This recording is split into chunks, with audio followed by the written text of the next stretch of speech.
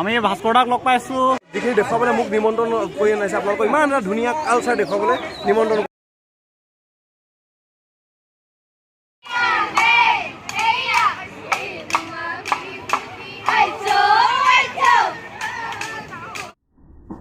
অসমৰ অন্যতম ভূমিপুত্ৰ মটক জনগোষ্ঠীৰ পৰম্পৰাগত যি বিহু চুটি চুটিকৈ সংগ্ৰহ কৰি ভিডিঅ'ৰ যোগেদি তাক দেখাবলৈ চেষ্টা কৰিছোঁ।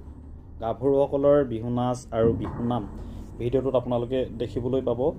ইয়াৰ মাজতে পূৰ্বাঞ্চল ইউটিউব চেনেলৰ ভাস্কৰ দাক লগ পোৱাক তেখেতেও খুব ধুনীয়াকৈ মনৰ ভাৱখিনি প্ৰকাশ কৰে। যদি আপোনালোকে ভিডিঅ' চাই সঁচাকৈয়ে ভাল পালে তেন্তে লাইক কমেণ্ট শ্বেয়াৰ আৰু ছাবস্ক্ৰাইব কৰি দিব বুলি আশা ৰাখিলোঁ।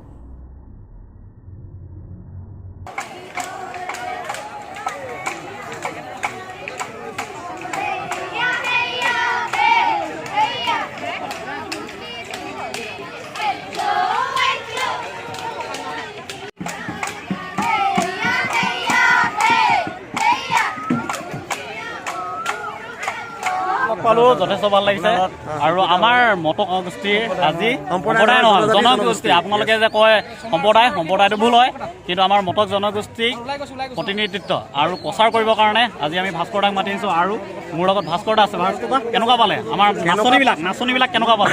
নাচনীবিলাকৰ নাচো ধুনীয়া দেখাতো ধুনীয়া আৰু মেইন কথা হ'ল আপোনালোকৰ যি বিহু যি পৰম্পৰা সেইখিনি আটাইতকৈ বেছি ধুনীয়া। সেইখিনি লৈ পেলাই নিজে মোৰ ভাল লাগিল আৰু মই নিজে গৌৰৱ অনুভৱ কৰিছোঁ যে মই আজি মানুহক ধৰক যিখিনি দেখুৱাবলৈ মোক নিমন্ত্ৰণ কৰি আনিছে আপোনালোকক ইমান এটা ধুনীয়া কালচাৰ দেখুৱাবলৈ নিমন্ত্ৰণ কৰি আনিছে। গতিকে মই ৰাইজক যিমান পাৰোঁ চেষ্টা কৰিম মোৰ তৰফৰ পৰা আপোনালোকৰ যি মটক জনগোষ্ঠীসকলৰ যি পৰম্পৰা ৰাইজক আগত দাঙি ধৰিবলৈ বহুত ভাল লাগিল আৰু অনাগত দিনত আমি ভাস্কৰ দাক পুনৰ বিচাৰিম নিশ্চয় আৰু ভাস্কৰ দাৰ সুস্বাস্থ্য কামনা কৰিলোঁ।